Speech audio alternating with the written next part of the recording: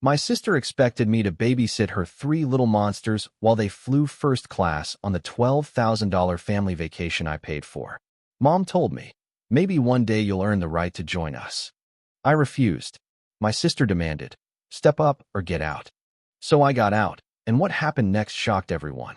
A 1 to 2 second pause before speaking, a deep breath, and then a direct, intense gaze into the camera. I've always been the fixer, the one who cleans up everyone else's messes. But the morning my sister and mom showed up on my doorstep, demanding I babysit for their lavish vacation, a vacation I'd secretly paid for, something inside me didn't just break. It snapped. And what happened next? Nobody saw coming, especially not them. So, there I was, Henry, 33 years old, the oldest, the steady one. I manage a big box store, night shift. I know exactly how many pallets fit down aisle 9, and which teenager will call out 5 minutes before their shift. I'm the guy who fixes everything, the guy who never, ever says no. But that Saturday, it all changed.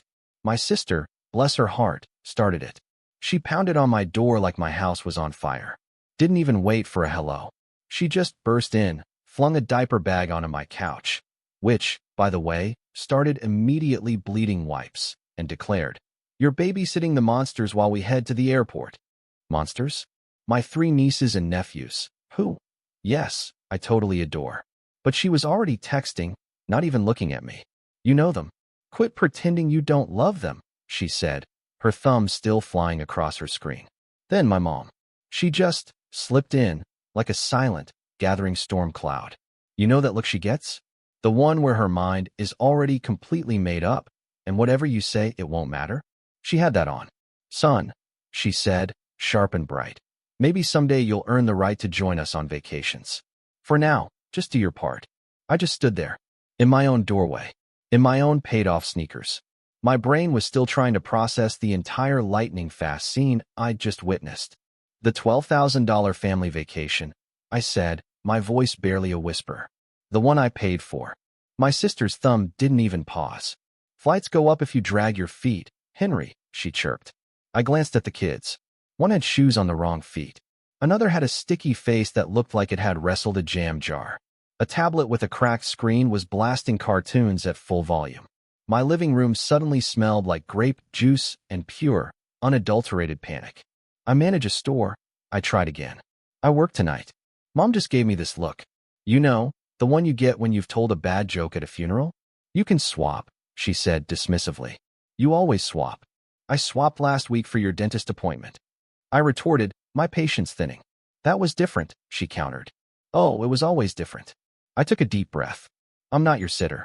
That finally got my sister to look up. Her eyes narrowed. Step up, she said, flat and cold. It wasn't a request, it was a warning. Like a boss giving you a final HR notice. Or get out. I stared at her. At my mom. At the diaper bag, still oozing wipes onto my pristine couch. My sister's phone screen was bright with a text preview. First class upgrade confirmed. And in that moment, something shifted in my chest. It wasn't loud. It wasn't hot. It was just done. Okay, I said, my voice surprisingly calm. I'll get out. Nobody expected what happened next. Not them. And definitely, not even me. But that first click had already happened in my head. Quiet. Final. I picked up that diaper bag, holding it by 2 fingers like it was radioactive, and gently placed it back into my sister's arms. Find another sitter, I told her. And then, I closed the door. On the only family I'd ever known. Now, let me tell you, I didn't become the responsible one because I loved rules. No, I became him because someone had to make dinner when Dad dipped out. Someone had to sign for packages when Mom worked doubles and forgot. And my sister? Bright, wild, and utterly allergic to consequences. She was always the crisis of the hour. I was the one who held things together. At 16, I was bagging groceries just to pay our electric bill. At 20, I was sleeping in my car between community college classes and the warehouse. By 28, I took the graveyard manager job because that extra $2.50 an hour meant my sister could finally finish her medical billing certificate. I covered deposits, phone bills, and emergencies that looked suspiciously like new lashes or a spontaneous winter trip to Miami. Every single time I even hesitated, Mom would hit me with, "You're the man of the house, Henry." And then, once I did it, that's what family is. The brutal truth about being the man of the house. You never, ever get to be the son. 2 years ago, my sister had her third baby. The father? He had a motorcycle and a talent for disappearing. So who stepped in? Me. I installed car seats. I built a crib at 3 a.m. on my only night off. I learned which formula didn't make the middle kid scream his head off. I even fixed the dryer with parts pulled from a junked one behind the store. Did I complain out loud? No. But I kept a meticulous record of every single financial transfer. A clean spreadsheet, titled simply, Family. I never sent it. I told myself I didn't need recognition. I told myself I was strong precisely because I didn't need it. Then, my sister texted, "Big family vacation idea. We deserve it." The group chat lit up like a Christmas tree. My aunt heart reacted. My cousin dropped a beach gif. And Mom. She typed, "Henry can book. He's good at computers."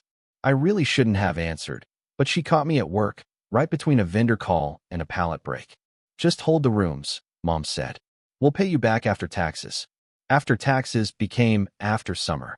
Then after summer became, "Stop pressuring us, Henry. Money isn't everything." In the end, the number was exactly $11,742.68. Flights, hotel, a fancy suite with a balcony for the littles. I told myself it was okay. I told myself that watching them all be happy on a beach would be worth the overtime migraines. I told myself they would remember. What they remembered, I realized, was that I was just a wallet. The week before the flight, my sister called at 6:12 a.m. "I need you to watch the kids the day we leave," she said, like we'd already agreed to it. "We're gonna hit the lounge early. Get those free mimosas, you know." "I work nights," I said, trying to keep my voice even. "I sleep mornings. I've told you that 100 times. Sleep when you're dead, Henry," she shot back. "We're flying across the country with 3 toddlers. Be a brother." Before I could even sip my coffee, Mom called. "Don't make things hard, Henry," she sighed. "If you'd just settled down by now, you'd understand how much your sister needs help. She does everything alone." The line that burned my throat. She doesn't do it alone. I do it with her. I didn't say it. I didn't bring up how I'd spent my Christmas bonus on a Nintendo Switch because she wanted the kids to have the same as their classmates. Or the time I left my shift during inventory to pick up her oldest from preschool because she'd forgotten. Or the Valentine's weekend I slept on her couch so she could go out and feel 21 again. I just said, "We'll figure it out."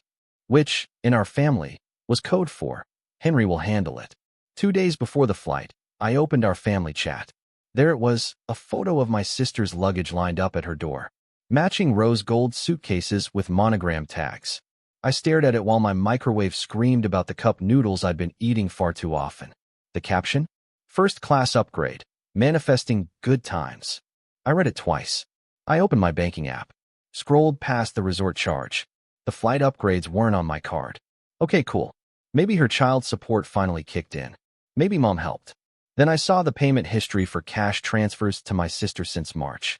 $300, $450, $150, $200. Each one captioned with the same lie. "I'll pay you back when we file taxes." We were in July, people. That night, on a break at work, I stood in the back hallway by the dented Pepsi machine. I was watching security camera footage of teenage shelf stalkers making TikToks on the loading dock. I should have told the assistant manager to crack down, but I just couldn't make myself care. I was thinking about 12 grand. About manifesting. About how my sheets probably smelled like stale coffee. About the way small debts turn into a story your family tells about you. He loves to help. He never says no. That's when it truly hit me. The morning of the flight, they showed up at 7:42 a.m. Like a delivery window I hadn't agreed to. My sister? Fresh blowout, perfectly white nails. My mom wore a visor, and that specific perfume she saved only for weddings.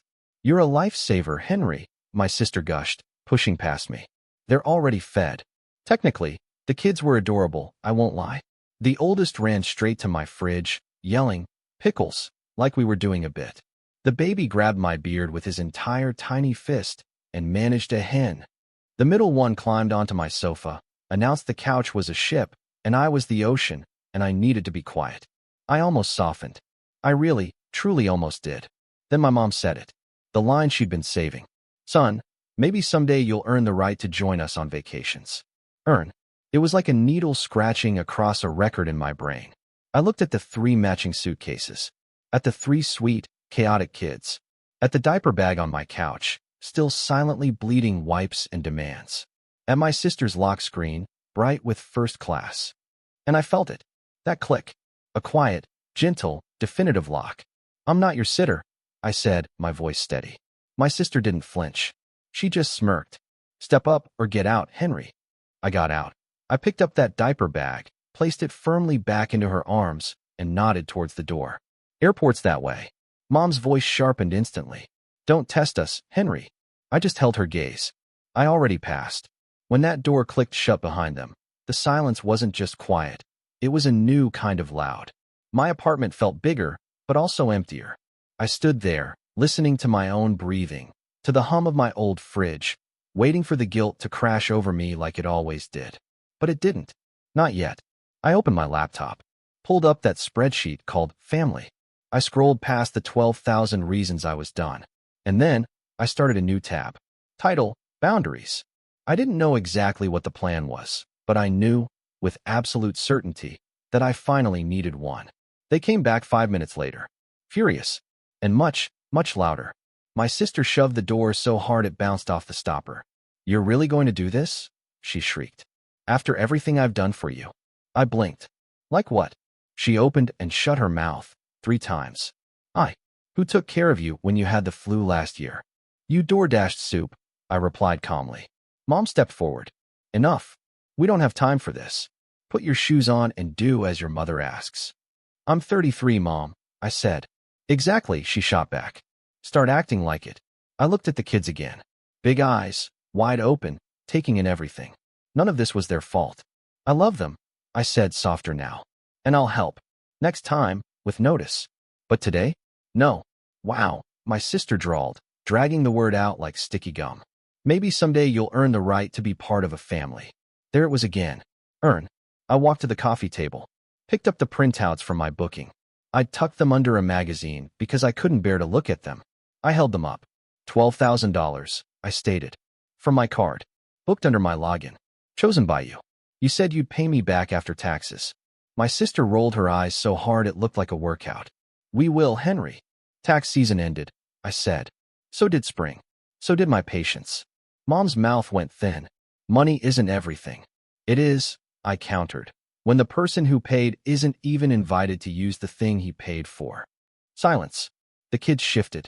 The baby chewed on the end of his shirt. My sister took a step toward me. You're being so dramatic. I kept my voice even. Here's what's going to happen. You're going to take your kids with you. You're going to the airport. I'm not watching them today. And when you get home, we're going to review our finances. Like adults. My mom laughed. A short, sharp, disbelieving sound. Who do you think you are? A banker. A manager, I said, looking her directly in the eye.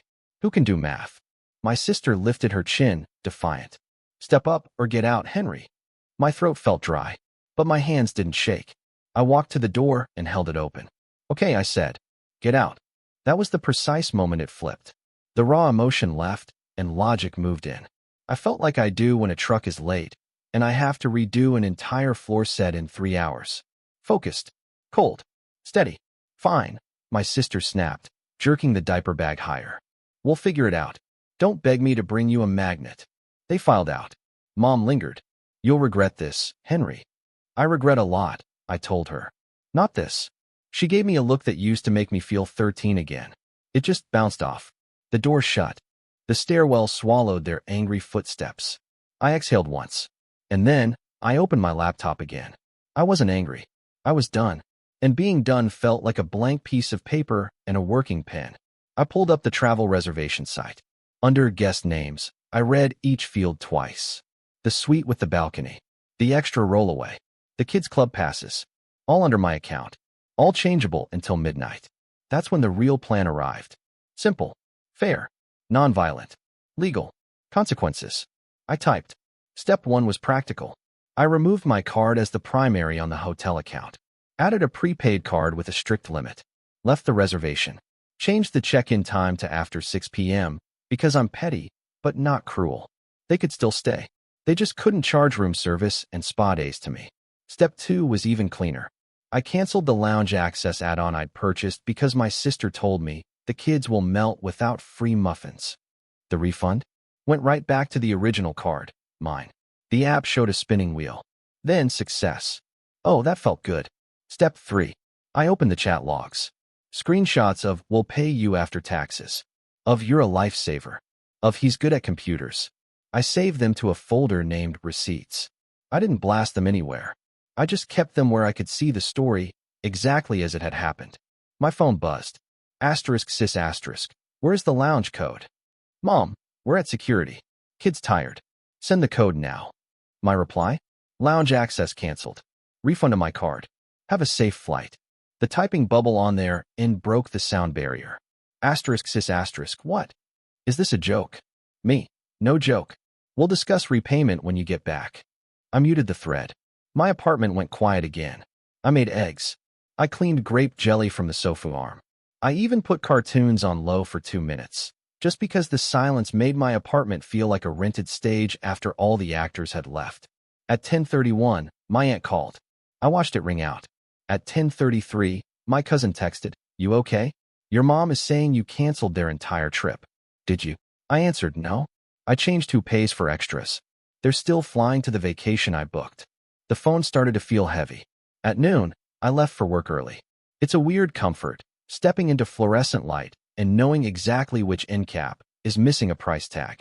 I signed for a paper towel delivery. I told a kid to clock back in. Normal things. A line of customers with cat litter and cereal. No one here knew I'd just cut the cord that tied my entire life to someone else's panic. At 2:14, the pictures started rolling in on social media. My sister, smiling under a first-class arch. The kids, licking pastries. My mom, posting a shot of her hand on a champagne flute with the caption, "We deserve nice things." No tags. No thanks. No mention of me. The comments were a parade. Gorgeous. So happy for you. Much needed. My stomach did the small, cold roll it does when we find out a pallet is short by 8. But I held my ground.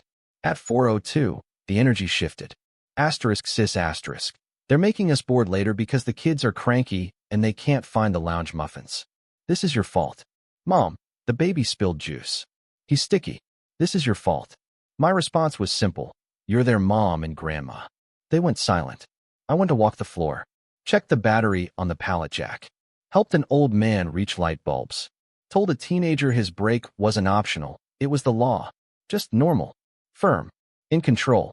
At 6:47, my phone buzzed again. *sis**.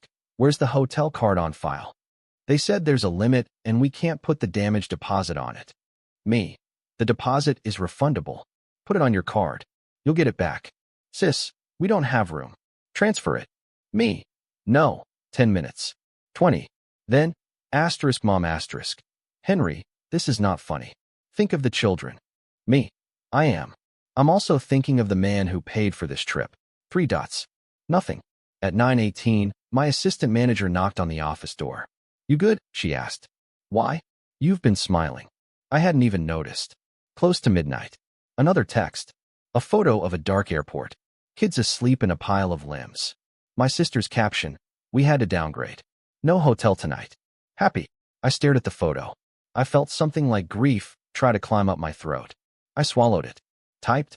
I'm sorry the kids are caught in this. You can still check in tomorrow. Let me know when you want to discuss repayment and boundaries. No answer. I closed the store. Drove home through empty streets. I slept 5 hours without waking once. The next morning, I made coffee. Opened receipts. Added last night's messages. Then I did something I'd never done in my entire life. I wrote out terms. Like a normal adult who wasn't raised inside a guilt machine. Repayment plan. $500 per month until balance is 0. No more last-minute childcare. 72 hours notice minimum. No insults. No, earn the right lines. If these terms aren't respected, we pause support for 90 days. I printed it. I wasn't going to serve it like a landlord.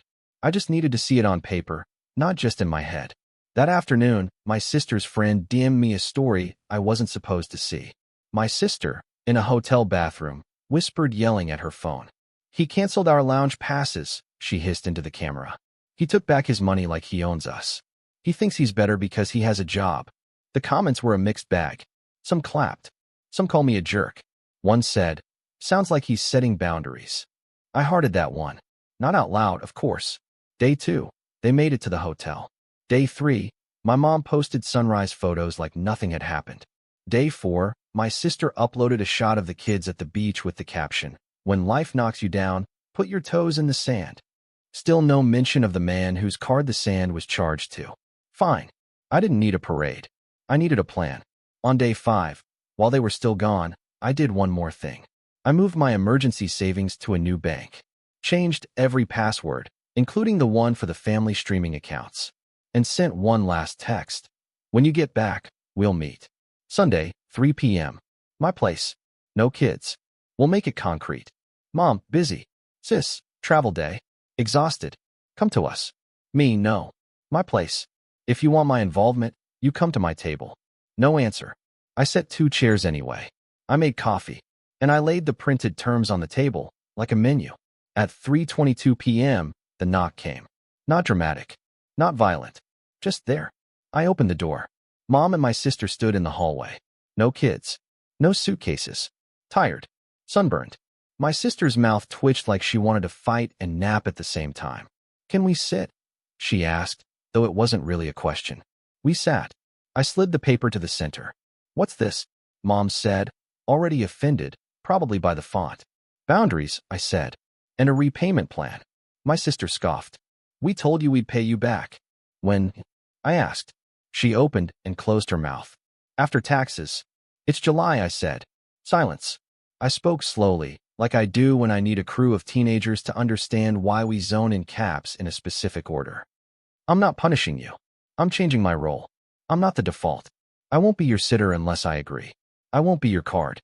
We can still be family, but it has to be fair. My mom leaned back, crossed her arms. We raised you to help, Henry. You raised me to disappear, I said. Quiet. Not cruel. Just true. She flinched. Not much, but enough. My sister stared at the paper like it might bite her. $500 a month, she whispered. For how long? Until it's done, I said. We can set up automatic transfers so we don't fight monthly. She laughed once, a shredded sound. We don't have $500. You have lash appointments, I said, then took a breath. Sorry, that was mean. But let's be real. If you can't afford $500, you can't afford first class. You can downgrade that and pay your brother. Her eyes flashed.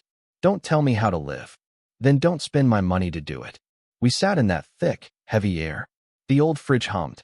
An upstairs neighbor's kid thumped across the ceiling in the exact rhythm of impatience. Mom's voice softened, a trick I knew by heart. Henry, we're just trying to survive here. So am I said. I'm not shaming you. I'm saying I won't go broke to keep you comfortable. My sister's jaw worked. What if we start at $200 for 3 months, then $400, then $500? I nodded. That's a start. She stared at the paper for a long time. Then she did the smallest, bravest thing I'd ever seen her do. She reached for the pen. She signed. She didn't look at me while she did it. She looked at the table like the wood itself was judging her. My mom didn't sign. She pushed the paper back with one finger, like it had germs. I'm not part of this. You're part of the insults, I said. No more earn the right talk. Ever. If I hear it again, I leave the conversation. Every time. She stood, a verdict in motion. You children think you invented boundaries. We called them respect. Then respect me, I said. She left without slamming the door. My sister lingered. I'll try, she said. It sounded like a dare she was giving herself. And I believed her. Not because of the pen, but because of the way her eyes looked when she said it. Tired. Ready. Hopeful. The first transfer hit my account on the 1st of the month. $200. With a caption of 3 emojis. No words. I took a screenshot anyway and put it in receipts. Not to hold over her, but to remind myself that change can be small, and it can still be change. 2 weeks later, my sister texted, Can you watch the kids Saturday? 10 to 1. I'll pay you $60 and bring food. I read it twice. Money. Notice. An end time. I smiled at the screen like a maniac in the break room. Me? Yes. 10 to 1. She showed up at 9:55 a.m. with a bag of breakfast tacos and a wrinkled 20 and 2 tens. She counted it out like rent. I almost said, "Don't worry about it." I didn't. I took the cash, put it in a jar by the microwave labeled Kid Chaos Fund. It felt weird. It felt right. The kids were amazing for 2 hours, and then feral for one. At 1:03 p.m., she came back, breathless, cheeks pink, holding a receipt from the nail place. A fill, not a full set.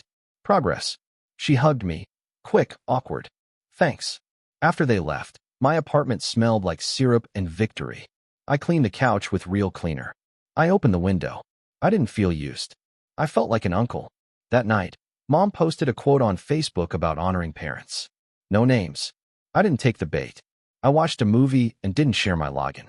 At work, I stopped volunteering for every emergency shift. I told my assistant manager to take the lead on the end cap reset, then actually let her. She nailed it. I took a Saturday night and went to a minor league baseball game by myself. Ate an overpriced hot dog. Sent a picture of the fireworks to nobody. Sometimes the emptiness came. It didn't drown me. I wrote. I cooked. I slept. 1 month turned to 2. The transfers kept coming. Sometimes late. Sometimes split in 2. Sometimes with a note that said sorry. Sometimes with no note at all. Each time, I sent a thumbs up. Not no problem. Not all good. Just a small green light that we were still on the road. And when I saw a sale on kids' shoes at my store, I texted my sister a photo and a code and said, "If you want, I can ring it with my employee discount. You can pay me later. Or not. Your call." She sent back a picture of the middle kid doing a thumbs up so big it covered half his face. I didn't cry. My eyes watered because I'd been cutting onions. I don't even like onions. One evening, Mom called. I stared at the ID like it could do tricks. I answered. She didn't ask for money. She didn't apologize. She said, "Your Aunt Elma's birthday is Sunday. Come." It would mean a lot to her. I waited for the hook. There wasn't one. "Okay," I said. "I'll swing by after my shift." When I walked in, my mom handed me a plate before she handed me a lecture. Progress. She didn't say, "Earn the right." She didn't say, "Man of the house." She talked about the weather and church and the neighbor's cat. When I left, she stood at the door like she wanted to say something else. And didn't. In the car, my phone buzzed. A text from her. 2 words, "Thank you."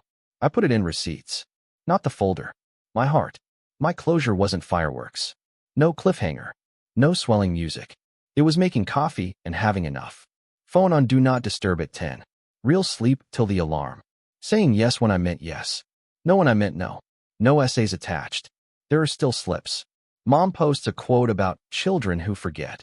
I don't bite. I do laundry. That's a boundary, too. My sister called. Drop everything. I said, I can do 6 to 8. $20 an hour. She balked, then. Okay. See you at 6. I don't love charging family, but I love that she stopped taking without asking. We're changing. Messy. Real. The kids call me Hen. My place turns to joyful chaos. After the quiet, it's good. I keep the family sheet as a wins log. First repayment. Sister brought food. Mom asked about my life with no request attached. On my fridge, that park photo. Her hand steadying, not taking over. That's my role now. A hand, not a wallet. Love is choosing what I give and trusting others to carry theirs. Respect isn't earned by obeying. It's baseline and rebuilt by change. I'm not their sitter. I'm their brother. A manager who knows his limits. I didn't do revenge. I did paperwork. Passwords. A printed page that marks where I end and they begin. Slowly, a new family showed up. Awkward. Less guilty. More honest. And me? Cheap lake cabin. Bad coffee. Good silence. Phone face down. Water moving. Boundaries are quiet. That's the whole point.